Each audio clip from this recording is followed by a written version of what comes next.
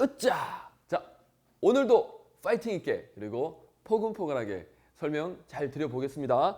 자, 우리 교재 기적의 특강 102페이지고요. 경찰 예산관리입니다. 그렇죠? 자, 그러면 봅시다. 886번. 예, 맞죠? 자, 여기 이거 하기 전에 일단 요게 순서가 잡히셔야 됩니다. 예, 요거는 암기를 해주셔야 돼요. 암기를. 예, 우리가 이제 직접 해봤다라면 암기를 안 해도 충분히 알 텐데 우리가 안 해본 것들이기 때문에 예. 자, 이게 이제 쭉 순서인데요. 공부하신 분들은 이제 아실 겁니다. 근데 한 번 더 암기 차원에서 예산 편성, 이거 행정부에서 하는 겁니다. 행정부에서 예를 들어 지금 21년도죠. 22년도, 내년도 쓸 예산을 미리 이제 작성을 합니다. 내년도에 이거 써야지, 이거 써야지. 그렇죠? 자, 그러면서 또 그러면 이 정도 돈이 필요하겠네. 그러면 이 정도 돈이 필요하니까 이 정도 세금을 걷어야 되겠네. 뭐 이런 이제 계산을 하는 거예요, 미리.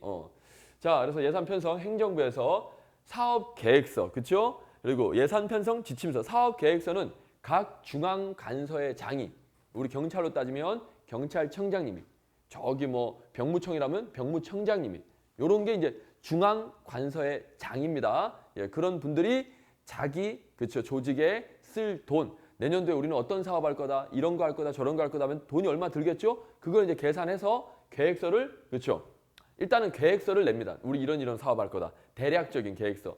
그러면 거기에 맞게 계획서를 일단 받아보고 누가 받아본다? 기재부 장관님이, 돈 관리하시는 분이 기획재정부 장관님이 그 계획서를 다 받아본 다음에 예산안 편성 지침서를 줍니다. 이게 바뀌시면 안 돼요.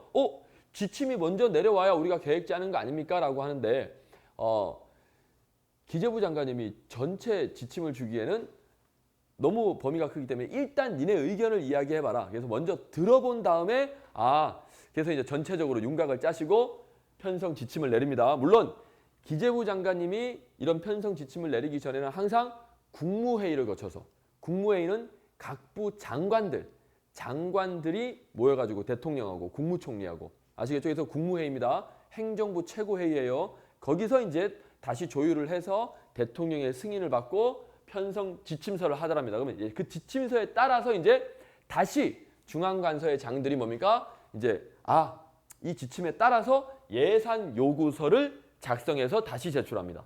오케이? 그러니까 서로 뭡니까? 티키타카 하는 거예요. 먼저 계획 이야기해봐라. 그러면 거기에 따라서 내가 지침 줄게. 그럼 지침에 따라서 다시 요구를 하고 그걸 가지고 이제 다시 뭡니까?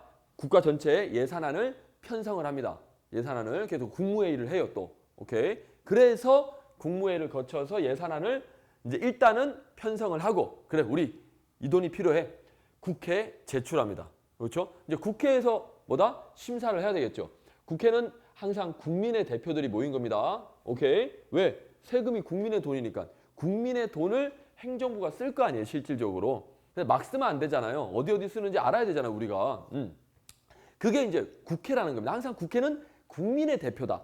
이렇게 생각하셔야 돼요. 사실 그래서 국회의원들은 나의 대표인 거예요. 이 국회의원이 내 머리 위에서 군림하면 안 됩니다. 내 아바타예요, 사실은. 야, 나 대신 가서 일 열심히 해 라고 해서 갔는데 지 욕심으로 일을 하면 안 되는 겁니다. 오케이? 항상 여러분들은 국민이기 때문에 모든 권력은 국민으로부터 나오잖아요. 내 아바타인데 이게 멍청한 짓 하면 뭐라고 할 줄도 알아야 됩니다.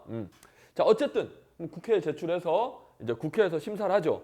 그러면 일단 이 시정연설이 뭐냐면 이제 국회에 갑니다. 누가 가냐면 대통령이 갑니다. 대통령이 뭐예요? 행정부의 짱이잖아요. 오케이? 가가지고 국회의원 여러분, 이 국회의원들을 존중하는 게 아니고요. 국회의원들을 존중한다는 거는 누구를 존중하는 거다? 국민을 존중하는 겁니다. 사실은 국민들한테 이야기하는 거랑 똑같은 거예요. 오케이? 그래서 사실은 국회의원들이 뭐 합니까? 막 국정감사나 뭐 할 때 당신 똑바로 안 하는 거야. 이렇게 하는 거예요. 누굴 믿고 그렇게 하는 겁니까? 국민을 믿고 하는 거죠. 나는 국민의 대표니까. 개인의 감정으로 이야기하는 게 아닌 거예요. 국민의 대표로서 너 이 새끼 우리 국민들 돈으로 그따위로 일을 할 거야? 월급을 국민이 주는 거잖아요. 이렇게 이해하셔야 됩니다. 그래서 그렇게 하는 거예요. 어쨌든 그러면서 이제 그럼 시정연설 대통령이 딱 국회에 가가지고 국회의원들 300명 모아놓고 잘 부탁드립니다. 우리가 이렇게 계획을 짰는데요. 요거 좀 통과 좀 시켜주십시오. 뭐 모자란 게 있으면 뭐 또 말씀해 주시고 이렇게 딱 합니다. 예. 그러고 나면 이제 구체적인 제안 설명, 이런 사업은 왜 이렇게 했다, 왜 이렇게 했다, 이거를 누가 한다? 기재부 장관이 또 설명을 해요. 오케이? 좀 계략적인 걸 하는 거죠. 그러면 이제 우리 국회 소관 상임위원회라는 거 우리 배워본 적이 있습니다. 그렇죠? 어디서? 경직법 할 때 배웠습니다. 그게 뭐냐면 국회의원 300명이 하나하나를 다 모여서 어떻게 합니까? 회의를. 그렇죠? 그래서 각각의 전문성에 맞게 위원회에 참석을 합니다. 예. 나는 군인 출신 국회의원이니까 국방위원회. 이런 식으로 이제. 그러면 거기는 국방부와 관련된 예산안을 심사하는 거예요. 또는 법도 만들고. 그렇게 이제 또 전문성 있게 다 나눠놨습니다. 그래서 국회의원들이 자기의 어떤 분야에 맞게 위원회에 소속이 돼 있습니다. 해당 위원회. 이런 거예요. 뭐 전체 다 하는 게 아니에요. 자, 그래서 이제 각각의 상임위원회에서 해당 관련 뭡니까? 그 예산안을 심사합니다. 예비 심사를. 여기서 사실 통과가 되면 거의 통과된 거나 마찬가지예요. 여기서 이제 전문가들이 막 심사를 하는 겁니다. 자, 여기서 뭡니까? 우리가 이거는 안 맞는데 하고 빠꾸시키기도 하고, 야 다시 고쳐와 이렇게도 합니다. 그래서 이제 여기서 이제 통과가 되면 예산결산 특별위원회. 여기가 중요합니다. 예산결산 특별위원회에서 종합심사를 해요. 그럼 여기까지 통과가 되면 이제 거의 다 통과된 거예요. 그럼 본회의는 뭐냐? 이게 이제 300명 모여있는 그 우리 뉴스에 보면 항상 국회의원 나오는 데 있죠? 거기가 본회의예요. 거기는 거의 약간 형식적인 절차입니다. 이미 여기까지 끝나고 나면 300명이서 또 의논하고 이런 게 아니에요. 자, 이제 이 안건이 올라왔습니다. 이 사람들은 뭐다? 이제 본회의에서는 투표만 하는 거예요. 투표만. 그래서 이제 몇 표 이상 나오면 통과된 걸로.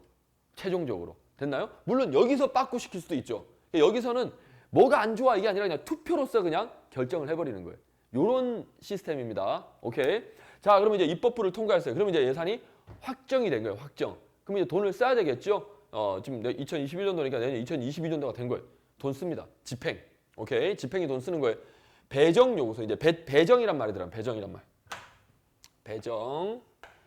요거는 예산 요구서. 여기는 예산 배정 요구서입니다. 항상 글씨 비슷하면 헷갈리지 마시고. 배정이란 말은 돈 주세요라는 겁니다. 돈 써야 되니까. 근데 그냥 주지 않습니다. 일단 요구서를 받고 얼마 주세요라고 하면 예산 배정 계획을 짭니다. 이건 분기별로 짜는데요. 누가? 기재부 장관이. 물론 국무회의 심의를 또 거칩니다. 항상. 오케이. 국가의 돈을 쓰는 거니까 행정부 최종. 그래서 대통령 승인 받아가지고 그 계획에 맞춰서 예산을 배정합니다. 배정이란 말은 돈을 준다는 거예요. 자, 그러면 그 배정을 했다는 걸 또 감사원에 통지를 해줍니다. 기재부 장관이 감사원에다가 내가 경찰청장한테 돈을 얼마 줬다라고. 됐나요? 그러면 나중에 감사원에서 돈을 제대로 줬는지, 그럼 돈을 또 받아서 제대로 썼는지 이런 거 이제 감사하는 거예요. 이해하셨습니까? 항상 감사원에는 그래서 통지하여야 한다. 순서. 그냥 여러분 일단 순서를 전체적으로 내가 알고 있어야 돼요. 순서를. 오케이. 실제로 이번에 순서를 묻는 문제가 가장 어렵게 나왔습니다. 오케이. 자, 됐고. 그러면 이제 나중에 돈을 다 썼으면 다 쓰고 나서 하는 게 뭐다? 예산 결산. 됐죠? 결산이란 말이 들어가면 이제 계산해 보는 거예요. 자, 첫 번째 성인지 결산서. 이게 뭐냐면 요즘에 이제 남녀 평등 굉장히 강조하고 있기 때문에 돈을 남자한테만 많이 쓰면 안 되겠죠. 또 여자한테만 또 많이 써도 안 되겠죠. 그러니까 남녀 공평하게 어떤 사업을 할 때, 그렇죠? 어느 한쪽에 치우치지 않게 돈을 썼는지 뭐 이런 것들을 이제 살펴보는 게 성인지 결산서고요. 자, 그게 이제 정부에서 작성이 되고 나서 중앙간서, 아까 중앙간서, 경찰청장, 뭐 병무청장, 아니면 뭐 하여튼 여러 중앙간서의 장들이 돈 이렇게 썼다라고 보고서를 기재부 장관한테, 항상 중앙간서장은 기재부 장관한테 보고하는 거예요. 보고서를 제출합니다. 그러고 나면 기재부 장관은 이제 각 중앙간서의 장의 결산 보고서를 다 받았죠? 그러면 이제 전체가 국가결산 보고서를 이제 작성해야 되겠죠. 그걸 작성해서 누구한테? 항상 또 기재부 장관은 아까 예산 배정할 때도 누구한테? 감사원한테. 여기도 마찬가지예요. 국가결산 보고서를 감사원에다가 제출합니다. 그럼 감사원에서 또 이제 심사를 하는 거예요. 오케이. 그리고 이제 돌려주면 이제 결산 검사 한 다음에 뭐다? 국가결산 보고서를 이제 감사원에서도 한번 심사를 했으니까 그거를 국회에다가 최종적으로 제출하는 거예요. 이거는 지금 자 날짜 여러분 여기 1월 말 여기 5월 말 나오고 여기는 뭐예요? 해가 바뀐 거예요. 예를 들면 여기는 21년도 여기는 뭐예요? 22년도입니다. 오케이? 이렇게 해서 이제 최종적으로 돈 제대로 썼는지 확인하는 거죠. 어때요 여러분들? 딱 좀 그림이 그려집니까? 차분하게. 다시 한번 더 여러분. 자, 기지감 펴시고. 자, 이런 것도 보면 좀 머리가 약간 지끈하죠. 자, 오케이. 자, 이게 다시 가다듬어야 돼요. 그래서 이제 쭉 한 두 번만 더 해봅시다. 첫 번째. 자, 이걸 자꾸 볼라 하지 마시고 이제 느낌으로. 자, 이제 국회에서 예산을 짜야 될 거 아니에요. 그 전에 뭐다? 계획서 받습니다. 사업 계획서 받고 기재부 장관님이 그렇죠. 예산 편성 지침서. 거기에 따라서 예산 요구서. 됐죠? 그래서 이제 예산안이 편성되면 정부에서 행정부가 정부입니다. 정부에서 국회에다가 제출. 오케이? 일단 날짜 이런 거는 일단 생각하지 마시고 뼈대를 잡고 나서 날짜를 붙이시면 돼요. 오케이? 자, 그런 다음에 국회에서 심사를 하겠죠. 그래서 대통령 시정연설하고 기재부 장관이 제안 설명하고 거기에 따라서 뭐다? 국회 소관상임위원회에서 그렇죠? 예비 심사하고 예산결산 특별위원회. 여기가 중요합니다. 특별위원회에서 종합심사를 한 다음에 본회의에서 의결. 됐습니까? 오케이. 그리고 예산 이제 집행. 돈 주세요. 예산 배정 요구서. 거기에 따라서 분기별 배정 계획서를 작성해가지고 그렇죠. 배정을 해줍니다. 물론 이제 배정해줄 때 여기 하나는 빠졌는데 뭐냐면 예산 집행 지침서도 줘요. 돈 쓸 때 이렇게 해야 돼 이런 지침도 알려줍니다. 말 그대로 예산 집행 지침서니까 2단계에서 주겠죠. 오케이. 누가? 기재부 장관이 중앙감사장한테. 자, 그리고 이제 어쨌든 돈을 주고 나면 감사원에다가 뭐다? 그렇죠. 통지를 해야 합니다. 누가? 기재부 장관이 감사원장한테. 오케이. 자, 그러면 이제 예산 결산. 그렇죠. 성인지 결산서. 그리고 각 중앙간서의 그렇죠. 결산 보고서. 그리고 국가 결산 보고서. 이거 감사원한테 줘가지고 다시 검사 맡고 결산 검사. 검사 맡은 다음에 이제 국회 결산 보고서를 국가의 결산 보고서를 국회에다가 제출하겠지요. 오케이. 요렇게 순서를 딱 잡으신 다음에 1, 3, 5, 121. 그렇죠? 2, 4, 5. 요렇게 크게 또 잡으시고 디테일을 들어가시면 됩니다. 오케이? 요거는 우리 요약집 135페이지에 제가 쭉 그림을 그려놨어요. 됐나요? 오케이. 요렇게 가시면 됩니다. 됐죠? 자, 그러면 이제 문제 풉시다. 요게 암기가 돼야 요게 탁탁탁 나오는 거예요. 자, 그러면 이제 OX는 자기가 암기가 됐는지 좀 더 디테일을 보시는 거예요. 자, 보시면 경찰청장관. 요거는 이제 기출문제인데 항상 요거 체크하셔야 됩니다. 그렇죠? 당해. 여기만 당해라는 말을 쓰죠. 당해. 당해란 말은 해당. 이게 무슨 의미냐면 우리가 사업을 하겠다는 거예요. 사업계획서. 근데 사업이라는 게 어때요? 언제부터 언제까지 어떤 기간이 있을 거 아닙니까? 그 사업 기간을 말하는 거예요. 그 사업 기간, 그렇죠? 언제 시작되겠죠, 그렇죠? 그래서 회계연도부터 당해 회계연도부터 5회계연도 이상의 기간 동안 또는 지금 여기서 또 당해는 예를 들어서 지금 사업이 어때요? 이미 진행이 되고 있는 것도 있겠죠. 작년부터 시작해가지고 올해도 하고 있고 내년에도 하고 있고 뭐 몇 년에 걸쳐서 하는 것도 있을 거 아닙니까? 그러니까 사업이 그 진행되는 그 연도를 생각하시면 됩니다. 그래서 5회계연도 이상의 기간 동안 5회계연도 이런 것들은 숫자 암기사항이죠. 오케이? 뭐 3 이렇게 바꿔내면 틀린다는 거 아실 테고. 자, 그리고 여기 또 기재부 장관. 여기는 포인트입니다. 행안부 장관 아닙니다. 그래서 기재부 장관이 정하는 주요 계속 사업에 대한 중기사업 계획서를 기재부 장관에게 제출해야 한다. 됐나요? 돈 관련하면 항상 장관은 누가 나오더라? 기재부 장관. 오케이.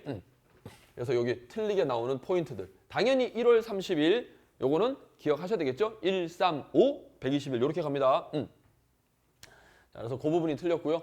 자, 그리고 기재부 장관은 국회 당연히 틀렸죠. 국회에 제출할 때까지는 여기는 항상 뭐다?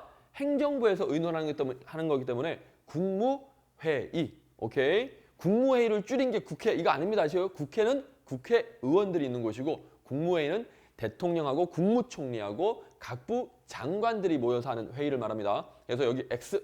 오케이. 대통령 국무회의 심의를 거쳐 대통령 최종적으로 국무회의의 짱은 누굽니까? 대통령이죠. 오케이. 그러니까 그리고 항상 대통령이 뭔가를 하기 전에는 뭐다? 누구를 앞에 거치더라? 국무총리도 거칩니다. 그거 항상 기본적으로 알아두시고 다음 연도에 예산안 편성 지침을 매년 4월 30일까지 요거 틀렸습니다. 그렇죠? 오케이. 자, 그리고 888번 예산안 편성 지침에 따라 그 소관에 주관한 다음 연도 예산 요구서를 작성하여 매년 6월 30일이 아니라 5월 30일까지 기재부장관. 날짜가 틀렸죠? 오케이. 자, 그러니까 이제 자주 보셔가지고 내용까지 예산도 한 문제 나온다 생각하시고 준비하셔야 돼요. 근데 더 막 할 필요 없이 요약집에 있는 것만 확실하게 해두시면 됩니다. 그 이상 나오는 거는요, 우리의 손을 벗어났다고 생각하셔야 돼. 오케이. 자, 그리고 경찰청장은 예산 요구서에 따라 예산안 편성을 하여 국무회의 심의와 대통령 승인으로 쪽에 국회에 제출한다 그랬는데 일단 90일이라는 것도 틀렸고 누가 제출합니까? 기재부 장관이 또는 정부가 제출한다. 왜? 이렇게 표현도 됩니다. 아시겠죠? 어쨌든 근데 여기서 이제 하나 우리가 이제 짚고 넘어갈 게 있는데 90일이라는 거 있잖아요. 사실은 국가재정법 상에서 보면 이게 이제 90일이 아니고 120일 전까지라고 규정되어 있습니다. 근데 이제 여러분 헌법을 하시면 헌법 규정에 보면 90일 전까지 국회에 제출하라라고 되어 있어요. 그러면 헌법 규정하고 이 법률 규정하고 안 맞지 않습니까? 이거 그러면 위헌 아닌가요? 헌법 위반한? 자, 여러분 생각해 보세요. 여기서 무슨 전까지는 뭡니까? 다음 연도 시작하는 1월 1일을 기준으로 하는 겁니다. 예를 들어서 22년도 1월 1일을 기준으로 요게 이제 기준이에요. 아이고. 요걸 기준으로 뭐다? 며칠 전? 90일 전까지 제출하라는 거잖아요. 그러면 여기는 이제 120일 전입니다. 그렇죠? 120일 전. 헌법에서는 90일 전까지 제출하래요. 근데 법률에서는 120일 전까지 제출하래요. 그러면 이 법률이 헌법을 어긴 겁니까? 만약에 80일 전까지 제출해라, 50일 전까지 제출해라 이러면 어긴 거죠. 미리 제출한 거잖아요. 야, 너 저기 10일 전까지 가지고 와 했는데 20일 전에 미리 가지고 왔어. 미리 한 게 잘못된 겁니까? 무슨 말인지 아시겠습니까? 오히려 그 기간을 넘긴 게 잘못된 거지 미리 한 거는 잘못된 게 아니잖아요. 그래서 이제 원래는 예전에도 우리 법률도 90일 전까지라고 규정을 했었어요. 헌법이랑 똑같이. 근데 이제 120일 전으로 좀 미리 제출해라. 왜? 제출을 누가 누구한테 제출하는 겁니까? 정부가 국회에 제출하는 거죠? 그럼 국회에서 이제 뭐 하는 거예요? 심사를 해야 되는데 우리가 심사를 해보니까 90일 전이면 이제 3개월밖에 안 남은 건데 요 기간 동안 심사하려고 하니까 기간이 좀 모자라더라. 그래서 뭐다? 이제 법률을 개정한 거예요. 120일 전에 제출해. 그래야 우리가 조금 더 여유 있게 심사할 것 같아. 요렇게 바꾼 겁니다. 아시겠죠? 그래서 사실은 이게 기출지문인데 좀 잘못 나왔어요. 요렇게 하면 요거 자체로는 틀렸다라고 말하기 어려워요. 헌법으로 치면 이게 맞게 되거든요. 그러니까 여기에 시험 문제를 내려면 요런 말이 붙었어야 됩니다. 사실은. 국가재정법 상이라고 해야 요게 확실하게 틀린 거지. 이게 헌법상인지 국가재정법상인지 알 수가 없이 출제가 됐어요. 사실은. 실제 출제에서는. 근데 이제 일단은 여기 확실하게 틀린 게 또 있고 하니까 이제 틀린 지문으로 가는데 여러분들 알아두시라는 겁니다. 뭔 말인지 아시겠죠? 이제 또 헌법 공부하는 친구들이 이제 이걸 물어보니까 제가 또 설명을 드린 거예요. 오케이?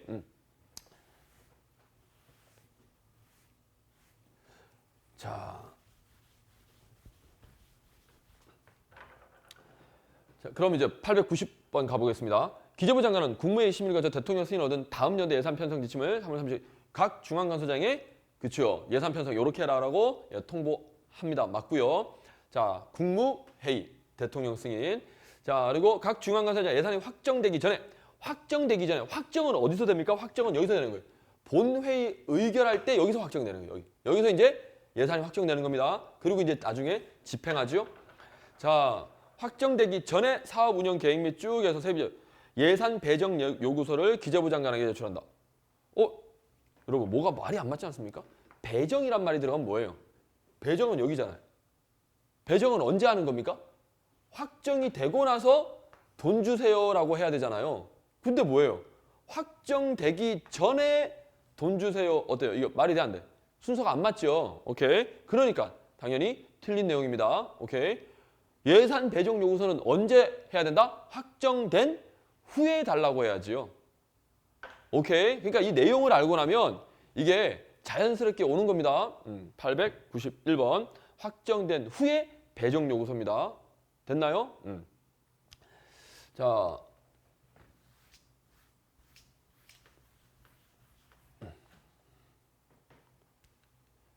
자, 그리고 기재부 장관은 예산 요구서에 따라 예산 요구서가 나왔네요. 예산 요구서는 어디다? 순서가 여기입니다. 여기. 그러니까 이거를 지금 딱 깨고 있어야 이게 머릿속에 딱 들어와요. 선생님 너무 힘들어. 아니, 암기가 아직 안 돼서 그러니까 너무 걱정하지 마시고 몇 번 해주시면 됩니다. 예산 요구서에 따라 예산 편성을 하여 국회 심의를 거쳐 대통령, 이거 또 틀렸죠. 국회가 아니라 국무회의. 아까 같은 패턴이고. 자, 예산이 확정이 되면 이제 확정이 됐다는 거 이제 여기를 거쳤다는 겁니다. 그렇죠? 자, 그러면 예산이 그러면 이제 배정 요구서를 하고 이제 배정을 받아야 되는데 배정되지 않은 상태라도 지출 원인 행위 할 수 있다.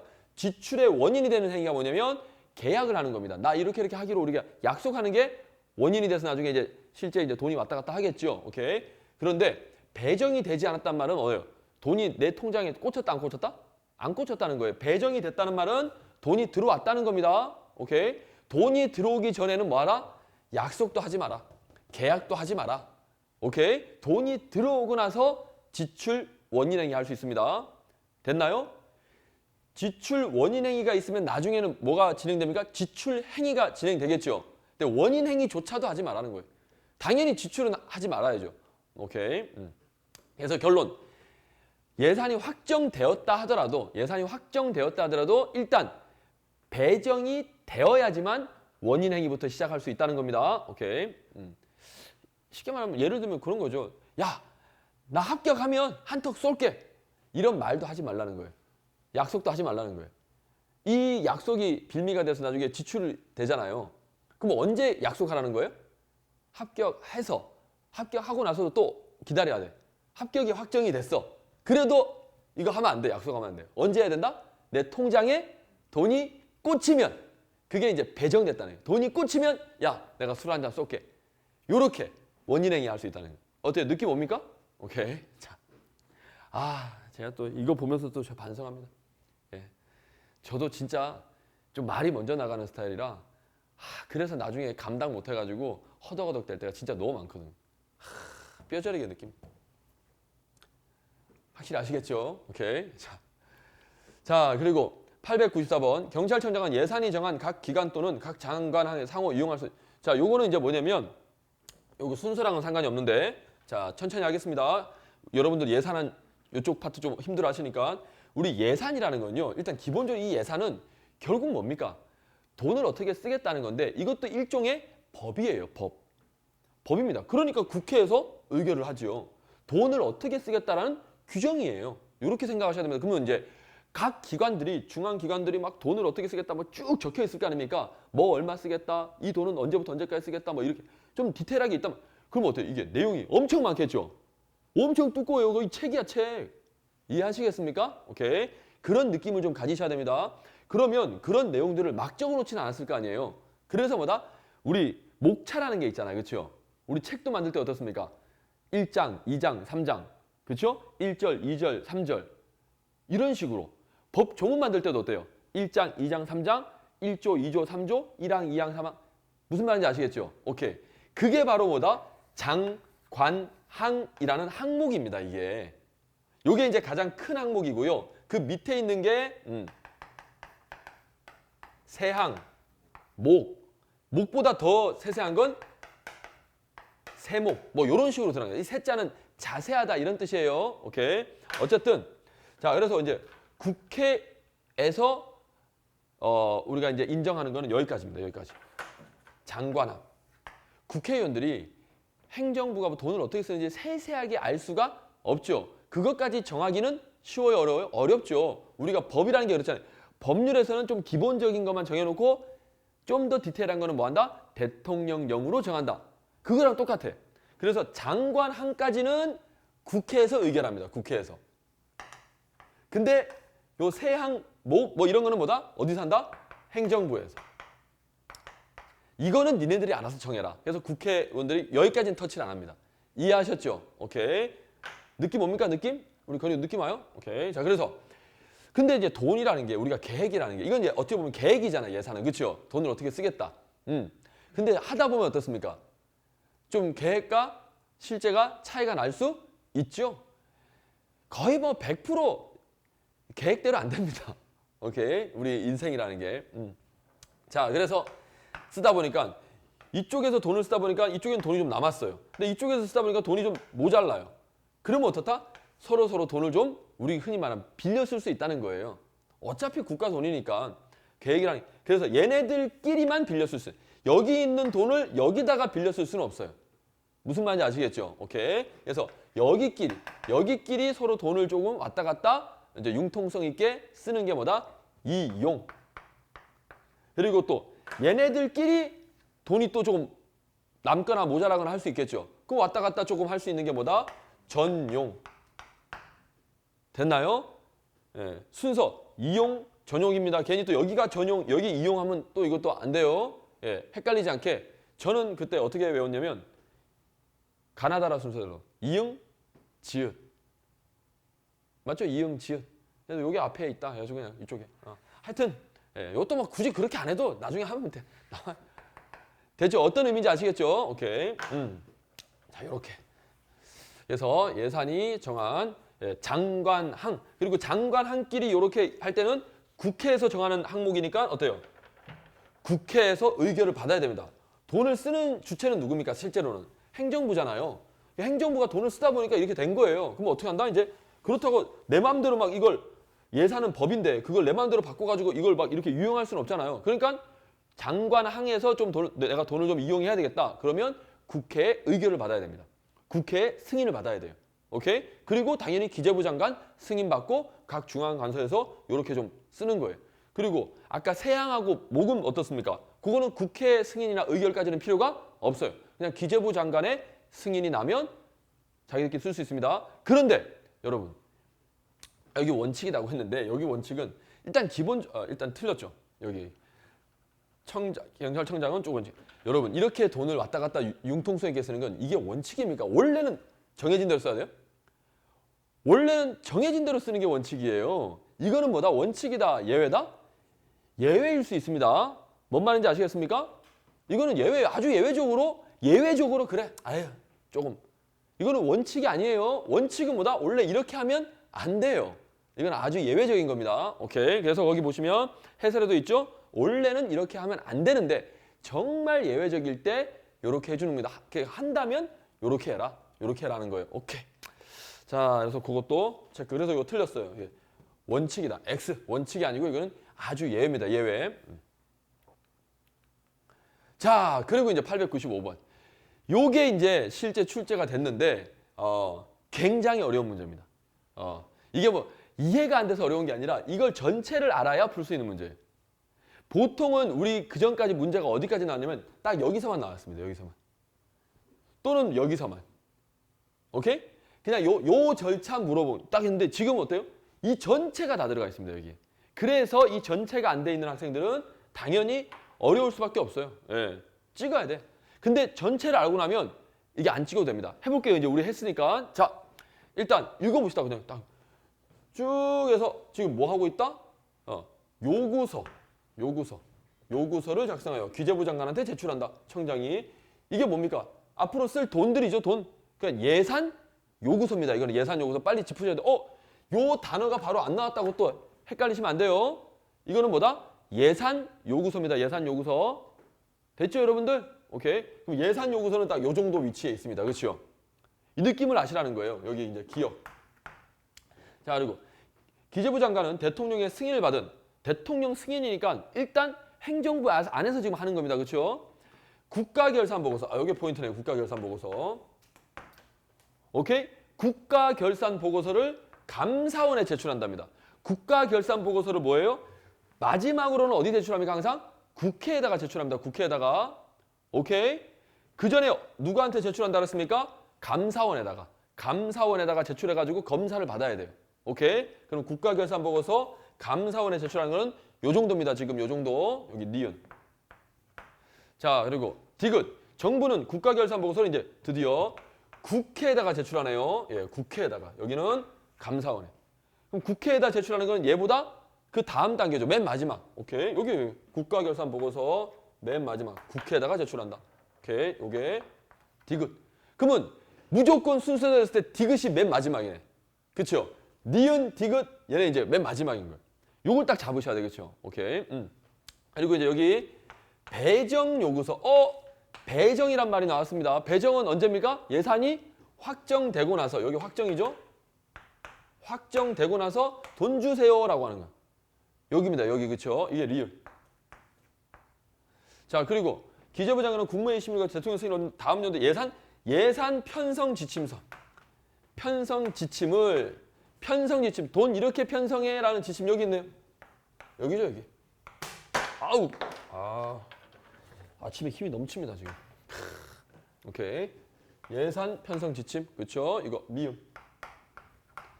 자, 그리고 정부는 대통령 승인으로 예산안을 어디에다가 국회에다가 제출하고 국회는 심의 의결을 거쳐서 예산을 확정한다. 이거죠. 예산안을 국회에 제출하고 그래서 심의를 해가지고 나중에 확정한다. 여기네, 여기. 그렇죠? 여기 비읍. 자, 이게 결론은 이 문제 자체를 외우시면 안 되고 이 전체 이거를 딱 잡고 있어야 시험 문제는 어떻습니까? 이걸 또 바꿔서 낼 수 있잖아요. 그러니까 그래서 이제 학생들 중에 이런 학생들이 있어요. 정말 안타까운데 선생님 기출문제만 외우면 됩니까? 이걸 뭐라고 대답해야 될지 항상 고민입니다. 요것만 외우면 됩니까, 여러분? 이걸 외우는 게 아니라 사실은 이걸 알고 있어야죠. 문제는 다르게 나올 수 있잖아요. 그래서 저는 됩니다라고 일단은 대답해줘요.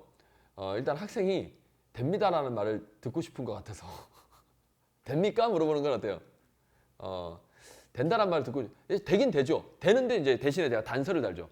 문제 자체를 외우는 게 아니라 그 문제가 나온 내용을 알아야 된다. 이런 걸 물어보는구나. 그러면 이 파트를 이렇게 공부하라는 거예요. 기출 문제집은 문제가 의미가 있고요. 이런 걸 내는구나라는 게 포인트예요. 그러면 이런 걸 내니까 내가 이걸 준비해야 되겠네라고 해야죠. 그겁니다. 그 맥을 짚는 게 기출 문제예요. 기출 문제는 우리 수험생이 제가 그랬잖아요. 등대와 같다고요. 저쪽으로 가야 되는구나. 방향을 알려주는 거예요. 방향을. 단지 뭐다 그것만 외워가지고는 되는 게 아니라는 거예요.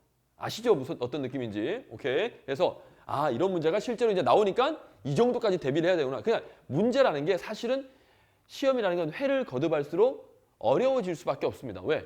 계속 이것만 내기에는 이제 출제자도 지겨운 거예요. 여기까지 계속 범위가 조금씩 넓어집니다. 오케이. 자, 그러면 이제 여기까지 준비를 해야 된다는 게 이제 답이 딱 나왔어요. 그러면 시험이 이만큼 나왔으니까 다음에는 어때요? 또 이런 걸 고쳐낼 수도 있고. 오케이. 어쨌든 여기서는 무한정 문제 만들 수 있습니다. 그렇죠? 그러니까 어떻게 돼도 맞힐 수 있도록 여러분들이 이제 준비를 하셔야 돼요. 자, 그럼 이제 오늘 아침에는 꼭 오늘 판사한 거 우리 요약집 135페이지 있는 내용을 정말로 편안하게 나올 수 있도록 여러분들이 그러면 이런 것도 외울 때 어떻게 외우냐? 그냥 이걸 글자 그대로 외우시려고 그러면 어떻습니까? 이거는 이제 공부가 너무 힘든 거예요. 어떻게 외운다? 내가 행정부도 되어보고 내가 국회의원도 되어보고 내가 기재부 장관이라 생각하고 이렇게 그런 마음으로 내가 여기 감정이입을 해가지고 이 위치에서 이게 필요하겠네 이렇게 가겠네 라고 생각을 하셔야 돼요. 여러분이. 오케이? 담당 공무원이라 생각하면서 해보시면 이제 훨씬 더 느낌이 오죠. 내가 직접 그 길을 가고 있다 생각하는 거예요. 오케이? 우리 내비게이션 할 때도 내비게이션이 이제 막 지도에 길이 막 표시가 되잖아요. 근데 그렇게 표시되면 방향이 이렇게 가서 이렇게 가는구나 딱 오는데 그렇게 안 하고 글자로 어디 가서 우회전하시고 어디 가서 이렇게 하면 느낌이 옵니까? 그럼 느낌이 안 오잖아요. 그러니까 딱 그런 거예요. 내가 거기 딱 있어가지고 이 길을 본다 생각하면서 이렇게 좀 접근하시면 이런 것들이 암기가 좀 잘 됩니다. 오케이. 자, 그리고 이제 넘어가셔서 자, 896번 예산의 집행은 예산의 배정으로부터 시작돼요. 약간 예산이 확정되면 해당 예산이 배정되지 않은 상태. 아까 이거 똑같은 내용이죠. 예산이 확정되고 배정이 되어야 그렇죠. 지출 원인행위도 할 수 있다. 오케이. 예. 그래서 X 배정이 안 된 상태에서는 지출 원인행위 하면 안 됩니다. 예, 배정이란 말은 통장에 돈이 꽂힌다 이렇게 생각하시면 돼요. 자, 그리고 이제 897번. 자, 요거는 품목별 예산제도 조금 이따 제가 설명드릴게요. 일단 먼저 898번. 요거는 지금 설명드립시다. 수정 예산 요거 나오는데 자, 칠판 보시고 이거 뭐냐면 자, 우리가 국회에다가 제출합니다. 국회에다가 제출해서 국회에서 이제 심의를 하죠.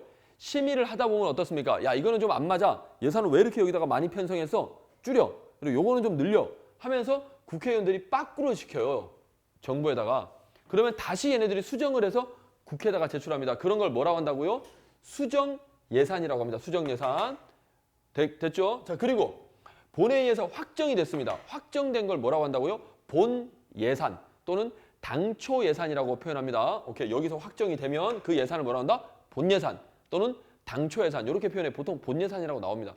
자, 그런데 확정되고 나서 나중에 뭔가 뭐 항상 사정이 생기잖아요. 예기치 못한. 그럼 어때요? 그 예산안을 변경할 필요가 생기기도 해요. 그게 뭐다? 뭔가 추가하거나 바꾼다. 경정. 됐나요? 고친다는 겁니다. 그래서 예산이 확정된 이후에 뭔가 변경하는 건 추가 경정 예산. 그래서 줄여서 추경 예산이라고 합니다. 그래서 뉴스 보시면 이번에 정부는 무슨 사태가 벌어져 가지고 거기에 돈이 필요하니까 추경 예산. 뭐 코로나 사태로 인하여 뭐 상공업자들에게 지원을 하기 위해서 추경 예산을 편성하기로 확정했습니다. 뭐 이렇게 나와요. 뉴스에 보면. 오케이. 그러니까 추경 예산은 뭐다? 본회의 확정되고 본 예산 이후의 일입니다. 수정 예산은요. 확정되기 전의 일이고요.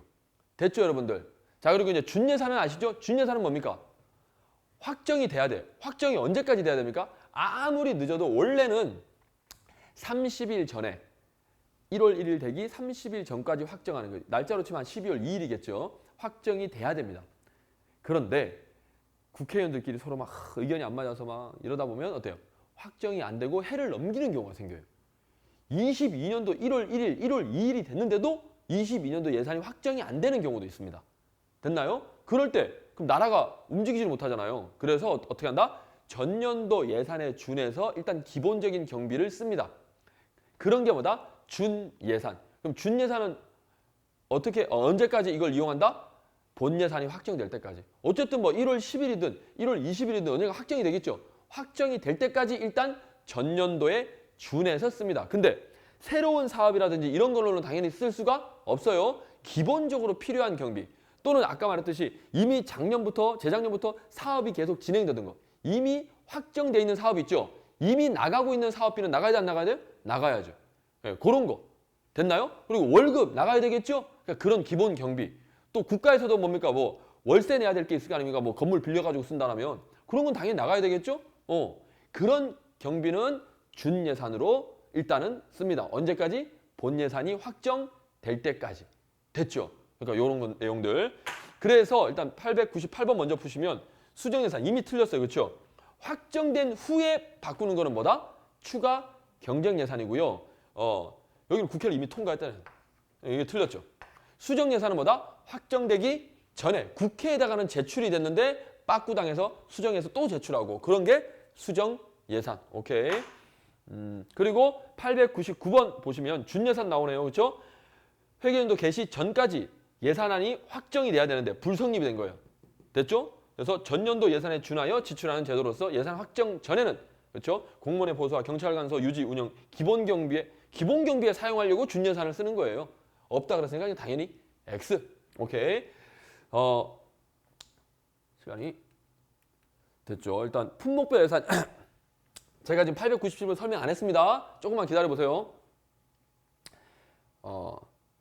여기 문제 배열이 자 일단 900번 먼저 하겠습니다. 관서 운영 경비.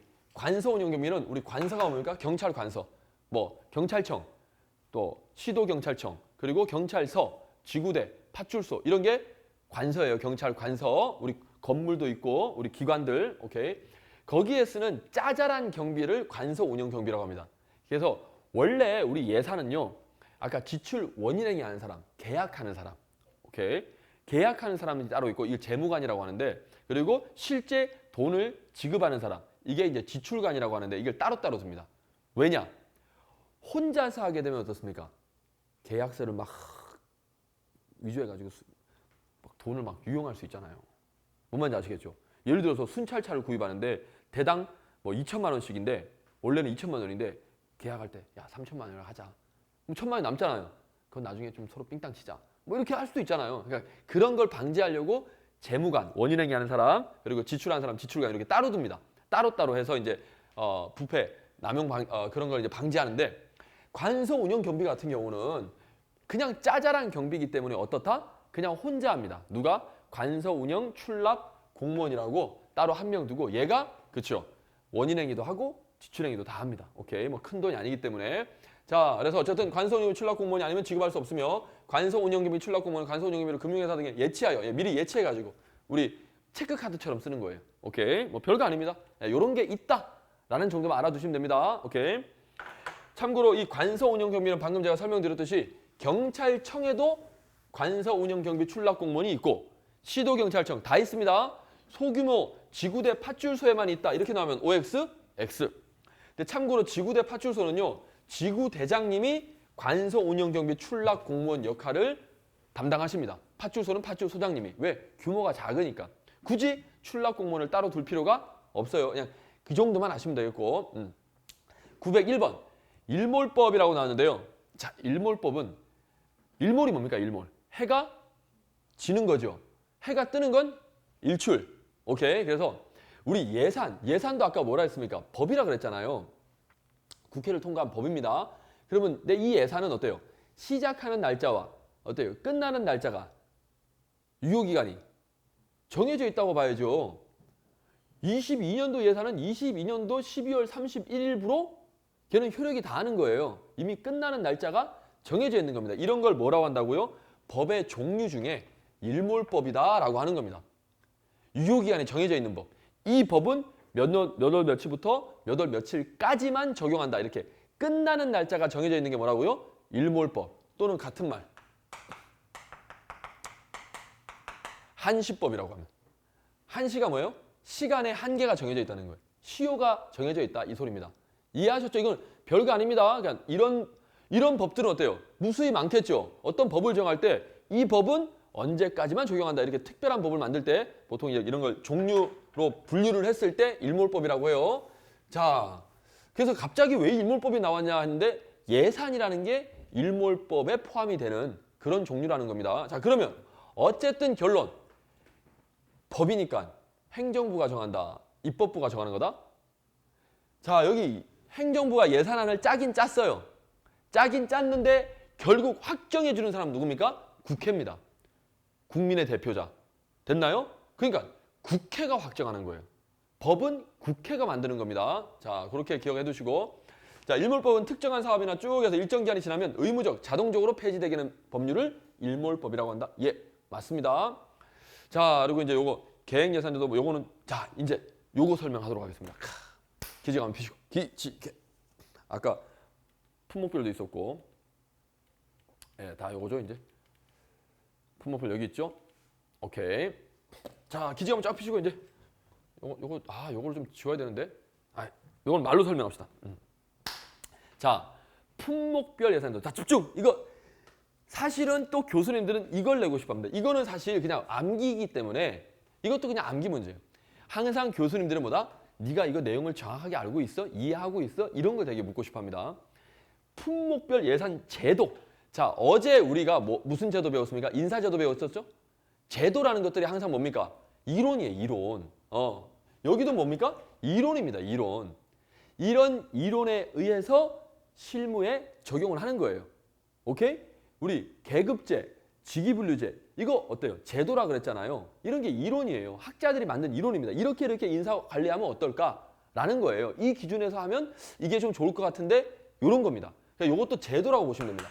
지금 우리가 여기 배운 거는 뭐예요?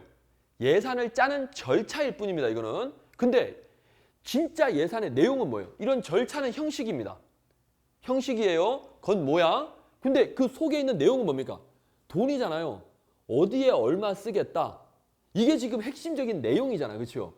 오케이? 근데 그 돈을 어디에 얼마 쓰겠다라고 정하는 거. 기준이 있어야 되겠죠. 자, 여러분들이 지금 한 달에 만약에 이제 순경이 되면 한 250에서 300 사이에 일단 받거든요. 순찰 돌고 하는 이제 지구대 파출소 가면 이제 좀 수당을 많이 받으니까 뭐 좀 많이 받을 때는 한 200, 뭐 80, 뭐 70, 뭐 90 이렇게 받습니다. 실수령액이. 뭐 많으면 많고 적으면 적을 수도 있는데 어쨌든 자, 한 300만 원 받는다고 합시다. 300 받으면 어때요? 받는 절차 뭐 내가 일을 했고 뭐 해서 그 절차는 뭐 그렇다 치고 그러니까 300을 어떻게 쓸 거냐 이거예요. 오케이? 어디에다가 얼마 어디에다 얼마 어떻게 내가 배정을 해서 쓸 거냐 됐습니까? 그게 바로 뭐다? 제도입니다. 아까 인사를 그렇죠? 이 사람을 어디에다가 배치하고 언제 어떻게 뽑고 이 어떻게가 내용이에요. 그러니까 제도 됐죠? 자, 그러면 이제 품목별 예산 제도는 말 그대로 품목별로 대상. 예. 어떤 품목은 얼마, 어떤 품목은 얼마. 됐나요? 대상의 성질에 따라서 그냥 돈을 배정하는 거예요. 편성하는 겁니다. 오케이? 그럼 어때요? 자, 뭐 얼마, 뭐 얼마, 뭐 얼마 이렇게 쭉 나오겠죠, 품목이. 목록이 나올 거 아닙니까? 그 얼마 이렇게 나오면 그 얼마를 다 더하면 총 얼마 뭐 이렇게 나올 거 아니에요. 그렇죠? 우리가 앞으로 쓸 돈이 이거네. 그럼 세금 얼마 걷어야 되겠네? 나오죠. 어때요? 쉬워요, 어려워요? 되게 쉽죠. 여러분들 우리 보통 이렇게 하잖아요. 그렇죠? 내가 뭐가 필요해? 총 얼마가 필요하구나. 오케이? 그럼 얼마 벌어야 되겠네. 근데 사실 우리는 좀 거꾸로긴 한데 얼마 받으니까 거기서 얼마 하는 건데 일단 국가는 이렇게 갑니다. 오케이? 자, 이게 바로 품목별 예산제도. 됐죠? 별거 아닙니다. 결국 뭐예요? 우리 직위분류제 계급제도 마찬가지지만 결국 인력을 관리하는 거잖아요. 결국 사람을 뽑아요. 근데 어떤 기준으로 뽑을 거냐 이겁니다. 여기도 마찬가지예요. 결국 돈은 얼마 이렇게 되는데 어떤 기준으로 돈을 편성할 거냐 이거예요. 자, 그러면 품목별 예산주의는 요렇다라고 생각하시면 됩니다. 자, 그러면 여기에 대한 장단점이 항상 나온다 그랬죠. 제가 제도가 있으면 장점이 있고 단점이 있다 그랬습니다. 일단 장점 쉬워요. 그렇죠? 이렇게 품목을 짜는 사람도 입장에서도 쉽고 행정부 입장에서 그렇죠? 이렇게 편성. 그리고 국회 입장에서도 어때요? 검사하기도 편해요. 됐나요? 쉽다는 게 장점입니다. 그래서 전 세계적으로 대부분의 나라들이 품목별 예산 제도를 일단 기본으로 삼습니다. 우리 인사관리에서는 계급제가 기본이었다. 우리나라는 직위분류제가 기본이다. 계급제가 기본. 그렇죠? 또 엽관주의와 실적주의를 비교했을 때는 뭐가 기본이다? 실적주의가 기본인데 엽관주의를 가미한다. 이런 식으로. 기본이 이거예요. 품목별. 쉬우니까. 됐죠? 자, 그리고 이제 장점이 뭐냐면 결국 뭡니까? 뭐 얼마 이렇게 확정이 됐죠, 나중에. 그럼 어때요? 확정된 대로 돈을 써야 되겠죠. 그럼 공무원에 재량이 있어요, 재량이 없어요? 재량이 없는 거죠. 최종적으로 어쨌든 이거는 뭐예요? 법이잖아요. 최종적으로 처음에 이런 편성을 한 거는 행정부에서 이렇게 편성을 했겠지만 최종적으로 결정은 누가 해준 거다? 입법부에서 해준 겁니다. 그렇죠? 그럼 법이에요. 딱 정해졌어. 그러면 행정부는 정해진 대로만 써야 돼요. 만약에 아까 정해진 대로 못 쓰고 좀 바꾸고 싶을 때는 어떻게 해야 된다? 국회에 승인받아야 된다 그랬잖아요. 그러니까 어때요? 그러니까 결국 돈을 쓰는데 누구 눈치 봐야 된다? 국회 눈치를 봐야 됩니다. 그리고 최종적으로 결정할 때 어때까지? 국회 눈치 봐야 되겠죠? 여기서 확정을 해줘야 이대로 쓸 수 있는 거예요. 국회에서 마음에 안 들면 어떻습니까? 계속 바꾸 시킨다 그랬죠? 야 이거 왜 이렇게 돈 많이 책정했어? 줄여. 막 이렇게 계속 바꾸는 거예요. 그러니까 국회의 통제력이 강해집니다. 반대로 국회가 통제력, 힘이 세진다는 것은 행정부는 힘이 약해진다는 거예요. 재량이 축소된다. 재량이 축소된다는 말은 비리가 생길 여지가 줄어들겠죠. 맞잖아요. 재량이 주어지면 내 마음대로 할 거 아닙니까? 오케이. 그래서 제일 중요한 거 품목별 예산 제도는 쉽다. 그리고 국회가 통제하기가 편하다. 누가 누구를 통제한다? 국회가 행정부를 통제하는 이게 핵심입니다. 그래서 품목별 예산 제도는 자 이거 키워드 잡으세요. 통제 지향적 제도다. 이게 포인트예요. 이걸 딱 이해하셔야 돼요. 이게 핵심이에요. 누가 누구를 통제한다? 국회, 입법부가 행정부를 통제하는 요게 제도입니다. 왜? 행정부가 돈 가지고 막 지네들 마음대로 할까 봐. 이해하셨나요? 오케이. 요게 핵심이다. 그래서 행정부는 재량이 줄어든다. 그래서 부패가 줄어든다. 요게 핵심입니다. 근데 이제 또 단점. 항상 장점이 또 이렇게 오면 단점이 됩니다. 재량이 없다는 거는 돈을 쓸 때 엄청 답답하겠죠. 아까 말했잖아요. 계획은 이렇게 잡아놨지만 실제로 돈을 쓰려고 보면 어떻습니까? 아, 상황마다 어때요? 계획과 다른 상황이 펼쳐질 때가 많죠. 그러니까 어때요? 여기 얼마라고 책정돼 있지만 이거는 모자란데? 여기 얼마라고 돼 있지만 이건 돈이 너무 남는데? 이럴 수 있는 거예요. 바꾸고 싶은데 바꿀 수가 있다 없다? 없는 게 원칙이라는 거예요. 바꾸려면 국회 승인을 받아야 돼. 뭔 말인지 아시겠죠? 그러니까 재량이 없다 보니까 원활한 융통성 있는 행정이 되더라 안 되더라? 좀 안 된다 이거죠. 오케이? 그러니까 이 융통성이라는 게 잘하면 굉장히 합리적인데 잘못하면 재량권 남용이라든지 부패로 간다는 거예요. 이게 항상 그래서 여러분 사회과학은 똑같은 건데 이렇게 오면 장점, 이렇게 오면 단점이 됩니다. 그렇게 이해하시면 어렵지 않아요. 됐죠?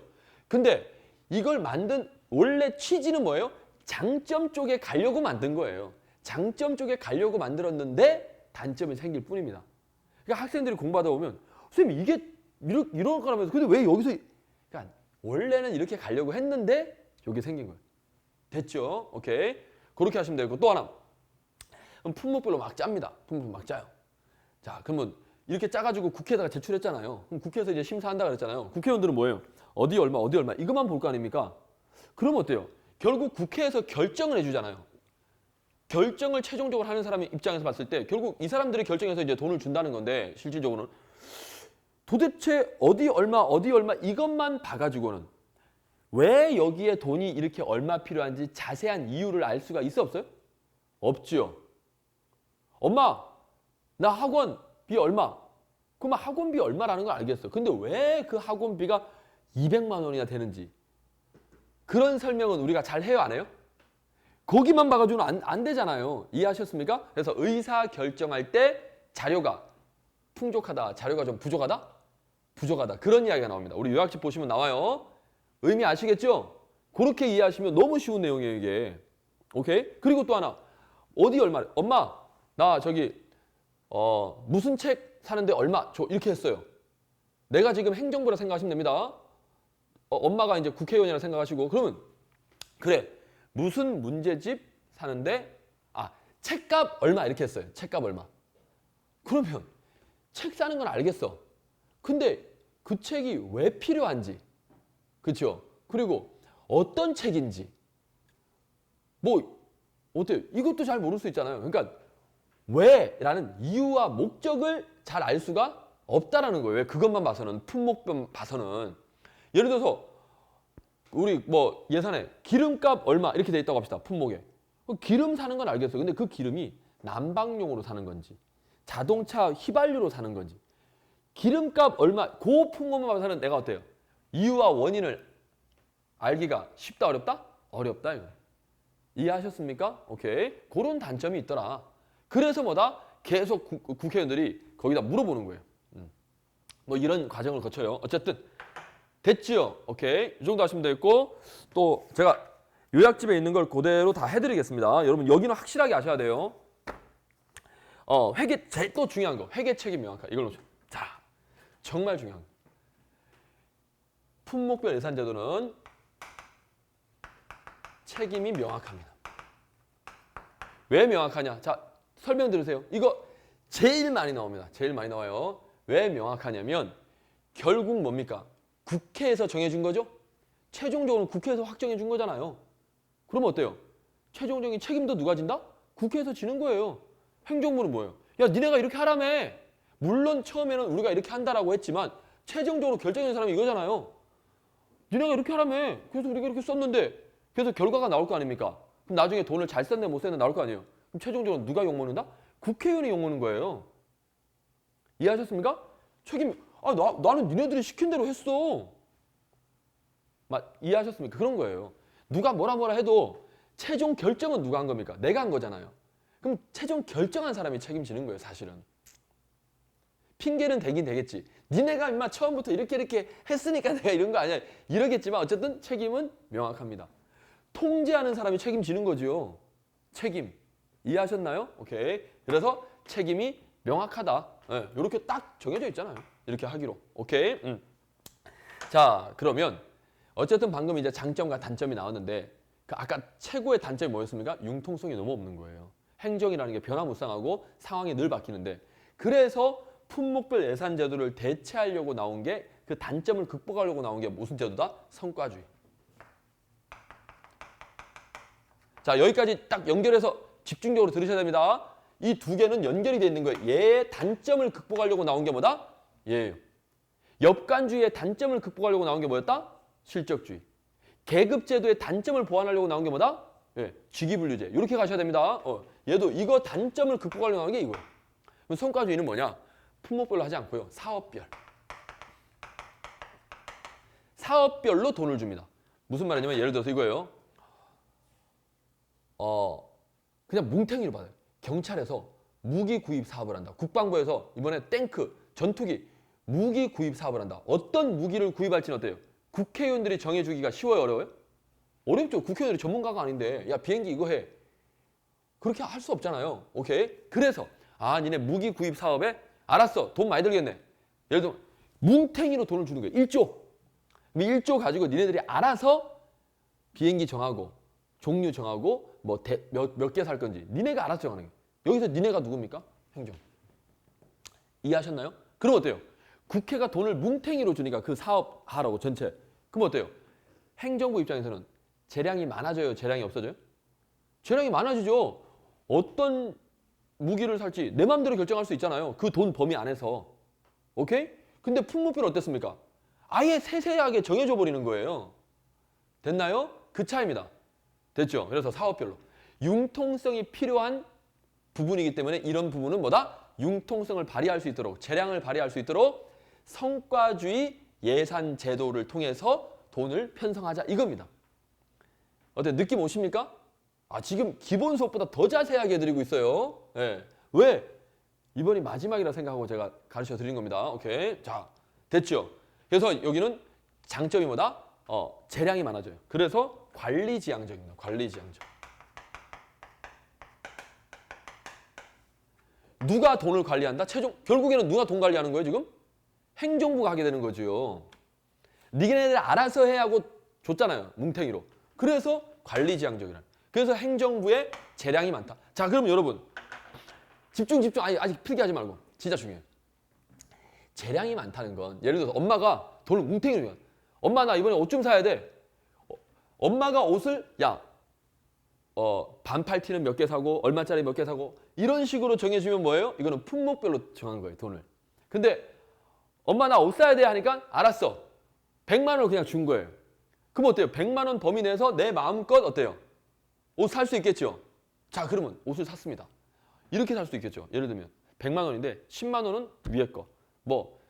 또 10만 원은 속옷. 또 이것저것 내가 여러 개 100만 원 범위 내에 여러 개를 샀어. 그렇게 샀을 수도 있고 어떤 애는 100만 원 딱 주니까 100만 원. 나 그냥 100만 원짜리 그냥 발렌시아가 하나 살래.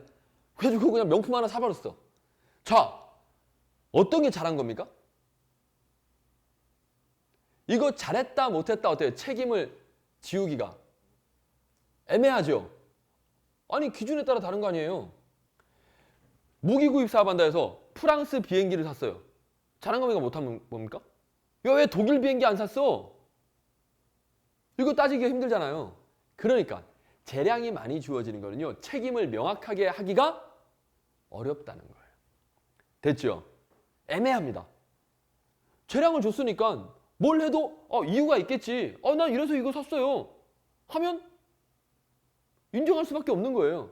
잘했다 못했다 책임을 판단하기가 어렵다. 어때요? 느낌 오십니까? 예, 이게 가장 큰 차이입니다. 됐죠? 물론 얘네들이 만든 목적은 뭡니까?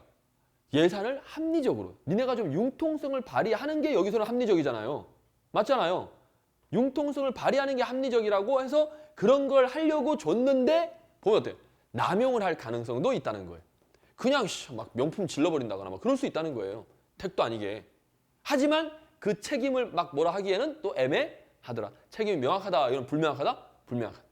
이해하셨죠? 요렇게 가는 겁니다.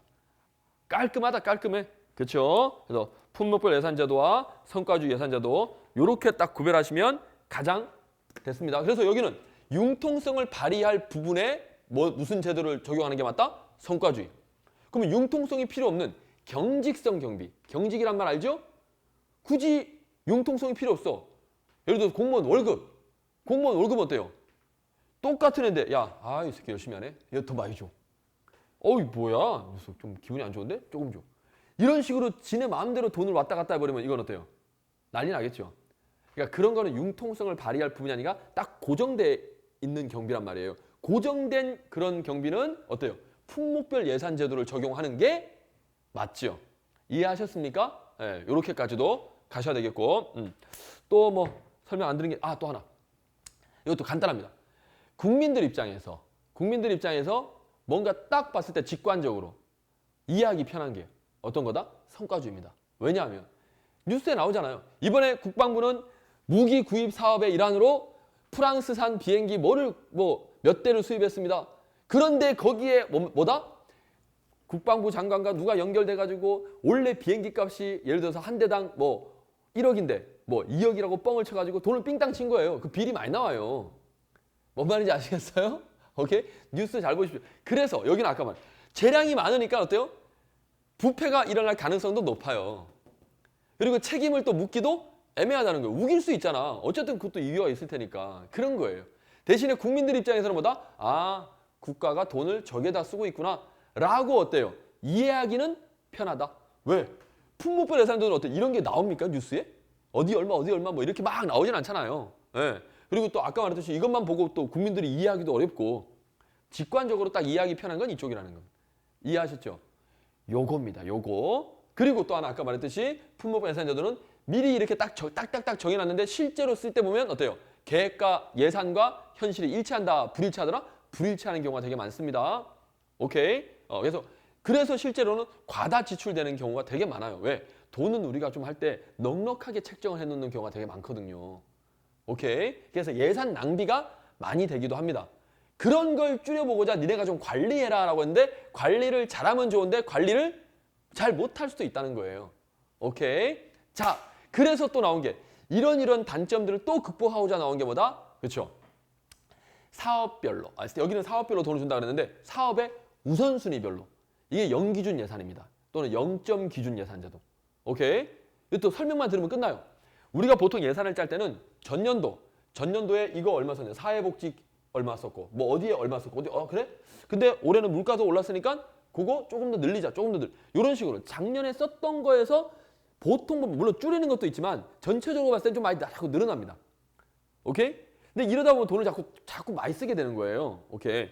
자, 그래서 돈 낭비하지 말자 해서 어디가 가장 최우선적으로 필요한지 여기는 그냥 사업별 해가지고 돈을 주는 것이고 사업의 우선순위 어떤 사업이 우선순위가 있느냐 그걸 판별해가지고 돈을 책정하는 그러면 굉장히 합리적이죠. 이게 뭐라? 0기준. 전년도 싹 하지 말고 매년입니다. 매년마다 우선순위를 정해요.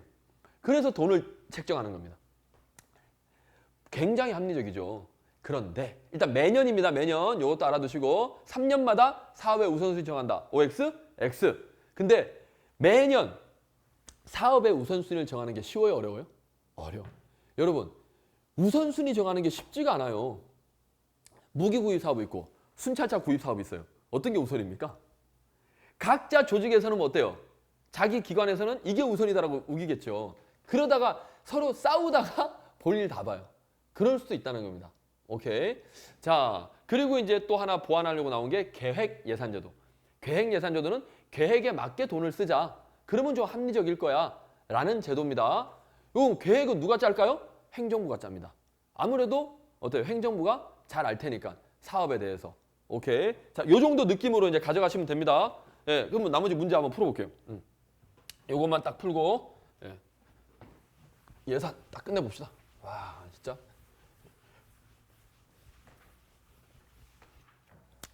그래서 품목별 예산도 읽어볼게요. 대상, 성질에 따라 편성한 예산으로 집행에 대한 회계 책임이 뭐다? 명확하다 그랬습니다. 왜 명확하다? 국회가 결정한 거니까 국회가 책임지겠죠. 국회가 쓰라는 대로 쓰는 거예요. 결국에는. 경비상에 적정하여 유리한 장점이 있다. 예. 하여튼 선생님 이렇게 하면 또 아까 적정하지가 않고 융통성이 없다면서 에이 그거는 단점이고 최초에 만든 의도는 뭐겠습니까? 이 제도는 잘하려고 만든 거예요. 적정하게 쓰자. 니네한테 재량을 주면 막 쓸 수 있으니까 서로 니네가 일단 의견 제시하고 우리가 확정해주고 어쨌든 좀 절충을 한 거예요. 적정하게. 됐습니까? 적정하게 하려고만. 모든 제도는 잘 하려고 만든 겁니다. 오케이. 자, 그렇게 이해하시면 되겠고, 넘어가셔서 가 있고, 여기 사업의 우선순위 결정하는 건 뭐라고요? 0점 기준 예산제도, 0기준 예산제도. 됐죠? 왜 0기준이라고 한다? 보통 예산을 짤 때는 전년도를 기준으로 해서 짜기 때문에 그거랑 비교하려고 그렇게 만든 겁니다. 이름을. 그래서 계획예산제도라고 해서 틀렸네요. 오케이. 계획예산제도는 어떤 계획을 세운다 이런 표현들이 나와야 돼요. 중요한 건 아니고. 그리고 903번 성과주의 예산제도는 국민의 입장에서 이해가 용이다. 왜 그렇다 그랬습니까? 사업별로 돈이 책정되니까 어떤 사업 한다라고 어때요? 뉴스에서 국민들이 접하기가 쉽죠. 예를 들면 아까 재난지원기금을 준다. 아, 저런 사업을 하는구나. 딱 알잖아요, 우리가.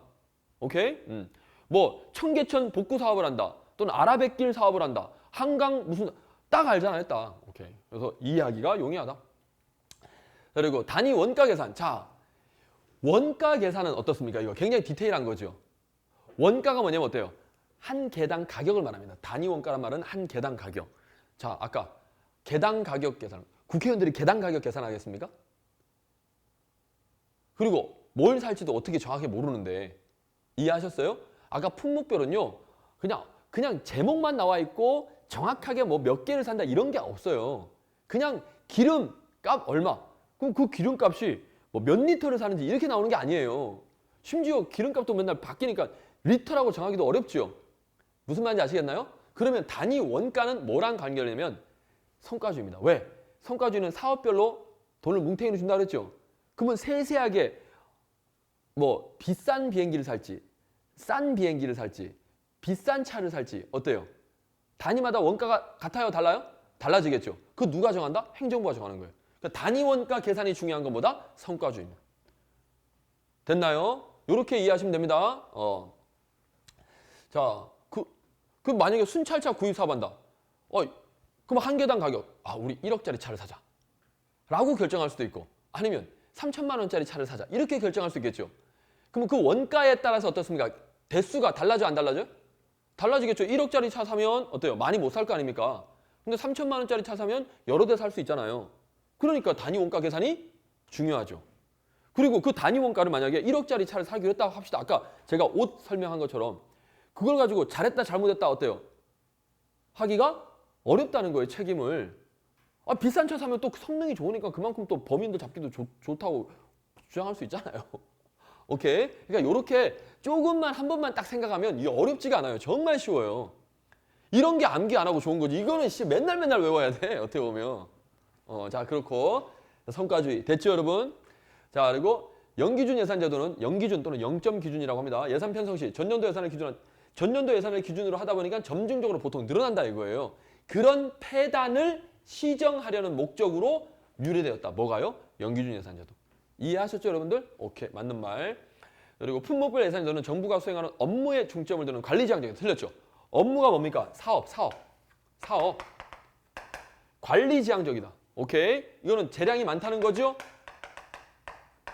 이건 뭡니까? 성과주의 예산제도에 대한 설명입니다. 이게 딱 나오셔야 돼요.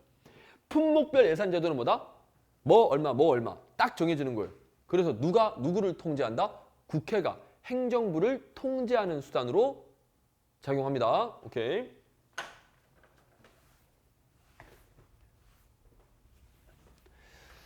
자, 됐고. 그리고 907번 품목별 예산제도는 비교적 아까 운영하기 쉽다 그랬죠?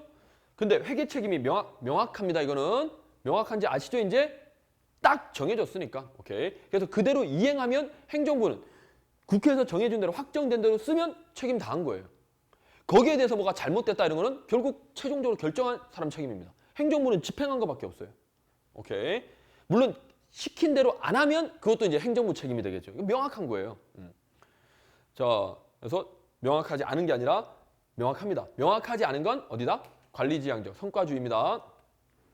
그리고 계획예산제도는 사업 계획을 그렇죠. 이렇게 뭐 쭉 했는데 읽어보니까 그게 아니네요. 단위 원가가 딱 나오면 이거는 뭐다? 성과주의 예산제도라고 하셔야 돼요. 그래서 단위 원가에 따라서 어떻다? 최종적으로 돈이 얼마 들겠네. 뭐 이런 게 나오는 거예요. 오케이. 그리고 909번 성과주의 예산제도는 지출의 대상 성질에 따라 뭐 얼마 뭐 얼마 이게 대상이죠. 이거는 뭐다? 품목별 예산제도. 성과주의 예산제도는 뭐에 따라 기준 정한다고요? 사업별 또는 기관별로 정하기도 합니다. 어떤 기관 그냥 야 니네 기관 뭉탱이로 돈 이렇게 주는 거예요. 기관별로. 병무청은 얼마, 경찰청은 얼마. 그 돈 가지고 알아서 쓰는 거예요. 이해하셨습니까? 이게 성과주의. 그리고 910번. 0점 기준 예산제도는 매년입니다. 매년 잘 보시고요. 이거 뭐 3년마다 이러면 X예요. 매년 우선순위를 새로 정해서 예산을 책정하는 제도로. 그래서 얘네들은 연기준 예산제도를 만든 게 뭡니까? 돈을 많이 쓰자는 거예요? 줄이자는 거예요? 줄이자는 의도입니다. 감축 관리와 관련이 있다. 됐죠? 이렇게 가는 겁니다. 여기에 감축이란 말 대신에 뭐 증축 이런 말이 나오면 X 또는 확대 관리, 확장 관리 이런 말 나와도 X. 됐고 그리고 911번 성과주의 예산제도는 정부가 구입하는 물품보다 물품에 신경 쓰는 것보다 품목별 예산제도고요. 정부가 수행하는 업무, 사업에 중점을 두고 관리 지향적인 예산제도입니다. 맞아요. 여기까지 성과주의. 중복을 자, 요거 기능의 중복을 피하기 곤란하고 기능의 중복을 피하기 곤란하는 말은 우리가 품목을 막 사잖아요. 시계도 사고 핸드폰도 사고 합니다. 근데 어때요? 시계도 어때요? 핸드폰 기능 있는 시계가 있고 핸드폰에도 어때요? 시계 기능이 있어 없어요? 있죠. 그럼 어때요? 기능이 중복돼 안 중복돼요? 중복이 되죠. 중복이 된다는 말은 어때요? 굳이 이거 2개 살 필요 없었는데 하나만 사도 됐었는데. 그렇죠? 이거는 어디서 나오는 단점이다? 품목별에서. 품목별에서. 오케이? 그래서 중복을 피하기가 곤란하다. 이 말은 품목별 예산제도의 단점입니다. 느낌 아시겠죠? 자, 그리고 이제 경직성 경비에는 적용이 어렵다. 요거는 맞는 말이네. 경직성 경비에는 그렇죠. 품목별 예산제도를 적용하는 게 더 유리하죠. 성과주의 예산제도하고는 잘 맞지가 않습니다. 이 말은 맞는데 요게 그렇죠. 요게 품목별 예산제도에 대한 내용입니다. 성과주의는요. 중복을 피하기가 품목별 예산제도보다는 쉬워요. 왜? 우리가 관리하고 우리가 정하는 거니까 행정부가 이거 중복되네. 이거 빼자. 할 수 있는 거예요. 오케이. 근데 이거는 중복이 되더라도 이거는 좀 필요하다라고 하면 지네들이 할 수 있는 거고. 근데 품목별은 뭐예요? 국회의원들이 거기까지 막 세세하게 생각 안 한단 말이에요. 그러니까 막상 보니까 이게 중복이 막 되는 거야. 오케이. 자, 그리고 이제 912번 아까 추가 경정, 추경 예산은 아까 회계 개시 전가 예산 분리 아니죠? 이거는 준 예산에 대한 설명입니다. 아까 설명드렸고. 그리고 이미 예산으로 승인된 사업의 계속비는 뭡니까? 이거는 준 예산으로 계속 쓸 수가 있어요. 이미 승인돼 가지고 진행되고 있는 거니까. 오케이.